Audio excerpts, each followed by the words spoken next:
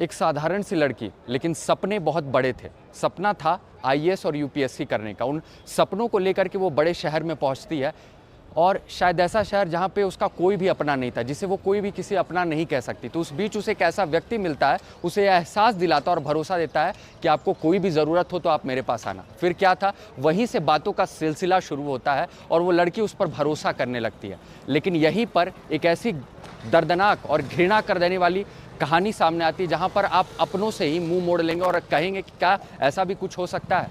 नमस्कार, आपलम, स्वागत है। ऐसी ही एक क्लाइंट की दास्तान हम सुनाने जा रहे हैं और उसी के केस के सिलसिले में हम आज पुणे आए हुए हैं।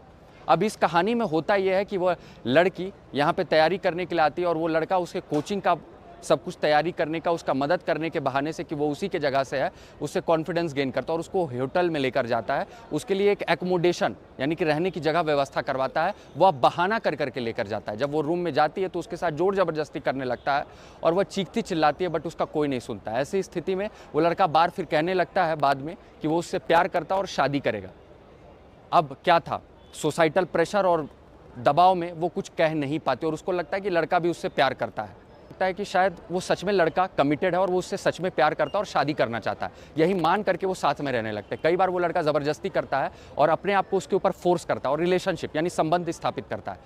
बाद में उससे कुछ पैसे भी लेता है, बिजनेस में भी उससे इन्वेस्ट करवाता है और ये सब चीज़ चलते रहता है। बाद में उस लड़की को पता चलता है कि वो बहाना पे बहाना कर रहा था। जब वो उग्र हो जाती है और कहने लगती है कि मेरे साथ विवाह करो, तो ऐसी स्थिति में उसके ऊपर दबाव बनाता है कि उसका फोटो वायरल कर देगा। और यही नहीं, वो लड़की जब प्रेग्नेंट हो जाती है तो उसके दवा में मिला करके उसे कुछ दे देता है, जिससे कि वो 2 बार वो उसका बच्चा भी गिर जाता है। जी हाँ, उसके बच्चे को भी गिरा देता है।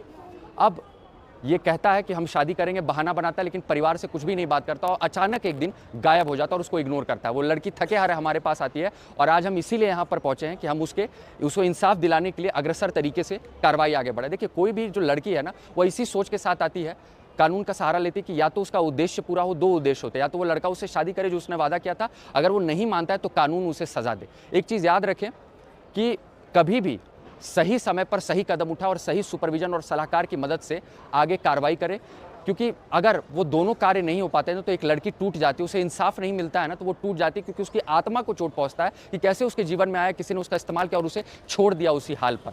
और बाद में लड़की को ये भी अभी पता चल रहा है कि शायद उसकी शादी भी हो गई। तो सोचिए कितना बड़ा ये फ्रॉड है। ऐसी स्थिति में सही कदम उठाए, क्योंकि ये लड़की की कहानी ना अनेक लड़कियों की, सैकड़ों लड़कियों के लिए एक आवाज़ और एक प्रेरणा है कि आप भी कर सकते हैं। वो डर के साए से बाहर निकलिए और अपना आवाज़ उठाइए कि कल को किसी और लड़की के साथ ऐसा ना हो।